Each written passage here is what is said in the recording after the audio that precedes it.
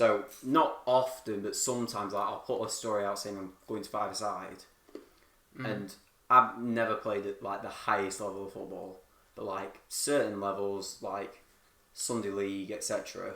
And the kids, so they want to know how to get better, basically. Whereas Kris has played at good levels in Iceland, I've got a bit of advice generally from my experience. That's a Chef U as well, Chef Wednesday. Yeah. Remember that. So, what I'd say to people is, from my experience, if you're at a club where you're on the bench, leave. Like, on the bench consistently and not getting game time. Yeah, if you don't get game time, then yeah. There's no point being there. Even though your team might be winning stuff and you get the medals, trophies, etc., and you're with your mates more than likely, you're not going to get any better just training. There's no way. You need game time. Yeah, you literally need game time. 100%. You're better off being the worst team. Yeah, worst team, 5th best player, or even the best player, or 3rd best player, but getting 70 minutes plus every week. Yeah, I agree. Even 90 minutes, because there's no better than just playing an experienced game, because you can't. There's no comparison to actually playing in training.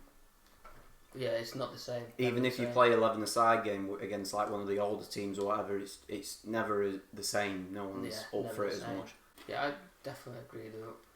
I'm not like when I was younger, like 7-a-side and stuff. I was playing basically hardly any, and then from like 12 to 14, 11 to 14, I was playing maybe a half every so often, and then 70 minutes, and then sometimes 15 minutes. It like just varied so often, and then I moved. That team folded, ended, just cancelled, which I played for like all my life, and I went to a same division but a worse team, and I was playing 90 minutes every week. I was one of the best players in the team, and you just improve so much because you're forced to play better every week when you're having to do more, if you know what I mean. No, I definitely agree with you. But like, you've never been in that situation, so really. No, I've always been playing. Wherever I go, really. Yeah, that's what I'd say. Just don't. Maybe when, say you're like first starting out playing football, play with your mates because you'll get bored of it. If you don't enjoy it, then you're gonna quit. Yeah. But just go to a team where you know at least somebody, if you can. Yeah. And they're just not as good as the team you currently are, and just make sure you get him, and make sure you speak to the manager before you go and say, look, well, it's hard for them to say really, but yeah, you'll know based on you playing that team before whether you're going to start in that team or not. Yeah. So yeah, that's advice I give. I don't know if you've got it, Kris.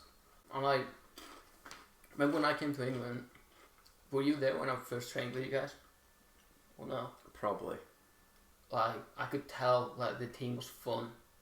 Yeah. Because I'd been to other places and schools before, and it was just boring guys. And like you guys weren't the best team I went to. Yeah. But it was like fun.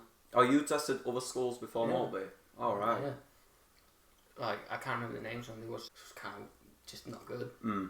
And then like a couple of schools in Barnsley and stuff like that. But like, you could tell that team was like fun to be at. Yeah.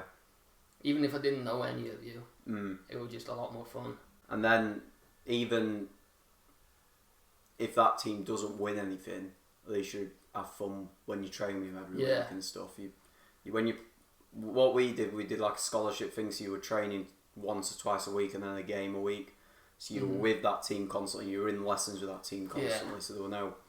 So if you do end up doing something like that, if you're just about to leave to go to sixth form or college or whatever, and you're doing a scholarship course type thing with football on the side, I don't know what they call it now, but it's kind of hard to explain, isn't it? What it really is. But if you're playing football when you go to next school, just make sure it's with people who are having a laugh, really. Yeah, nothing worse than playing with a team that's just no one gets along and like everyone's just like fighting serious and moaning constantly. So like just annoying and boring. It's my opinion, football should be like fun first of all. Yeah, definitely. Obviously you need to train if you want to make it like far. Oh yeah, the amount of work you've got to put in is Like, I went to the gym every day with KP, and then after gym, we'd have training. Yeah. Then after training, I'd go home and have a gym at home, which I do. Yeah. Every day. I did that for 2 years, which then I finally got the chance with Sheffield one then. Yeah. But yeah. But another thing to mention, start of the season when we played at this thing, I was playing well, got injured, and then I got into the gym. I was going to the gym a lot, and I was putting on a lot of muscle, like upper body, and just putting a lot of weight on, and it just makes you so slow. So if you are going to start going to the gym and you're trying to do something in football, just do it smart. Do it smart, yeah. Don't just do it to look good, because that's not for football. Yeah, it's not for football, exactly, and it'll just make you slow. And what I started to do, well, I was like, well, I've got all this muscle now, I'm going to focus on being the strongest, and you start playing the game different. You're not actually trying to play football, really. Yeah, you just go into stupid tackles. And, like, you go for the man before the ball, even though the ball's there to be won and stuff. I actually remember that. You just started like so like taking people down, and it was so funny though, because you came on as a sub, and just as soon as you came on, you just like tackle someone. Yeah. I like it though. Yeah, it was funny, but then I would do the same. Yeah. In like your situation. Yeah. But another thing I want to talk about with football, it's useful playing every position, but make sure you find your best position. Yeah, because I've struggled with that big time. Yeah, do you remember in England where I played in the first season? Yeah. Like striker, didn't I? Yeah, like attacking mid. The second season I played centre back. Yeah, exactly.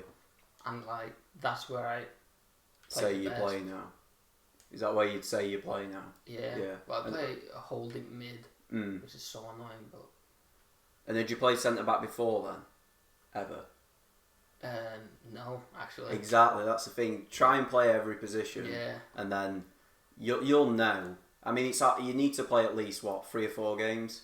Yeah. I'd say. You can't just play one game. Yeah, and say, I'm playing mint today, because you play fullback and then the winger you were playing against were just bad. Yeah. That doesn't make you a good player in that position.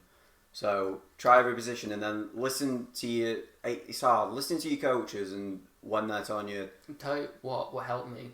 Because you remember our assistant coach, not Higgins, Ian. He helped me so much too.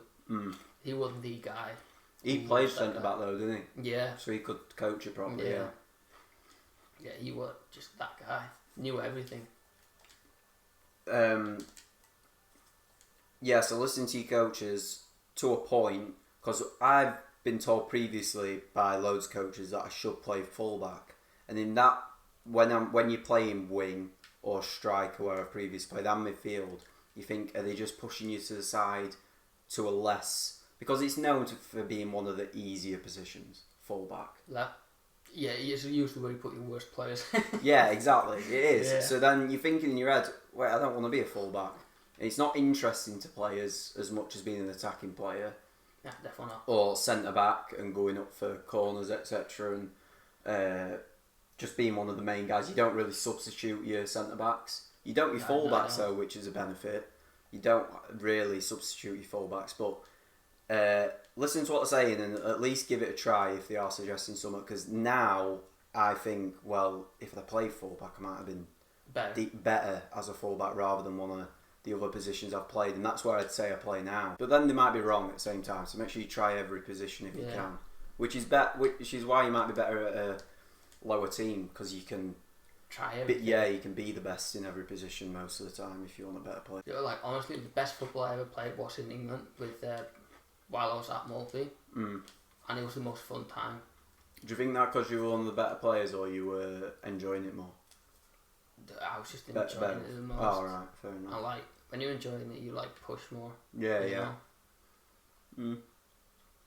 At least that's what I think. Fair point. Yeah. I when I was at a weaker team for the last part of me playing Sunday League. Yeah.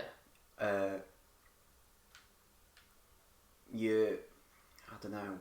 You feel like you can try more. You're not under as much pressure when you're one of the better players. You're not. Yeah. I'll tell you that. Yeah. When you come on as a sub, it's like everyone's looking like, oh, we're winning type of thing. Don't mess it up. Yeah. But when you start, or when people think they can rely on you, type thing, you just I don't know, just have a bit of swagger about you when you come on pitch, I think. Yeah, it's definitely true. It's harder being a sub than being a starter. Yeah, definitely.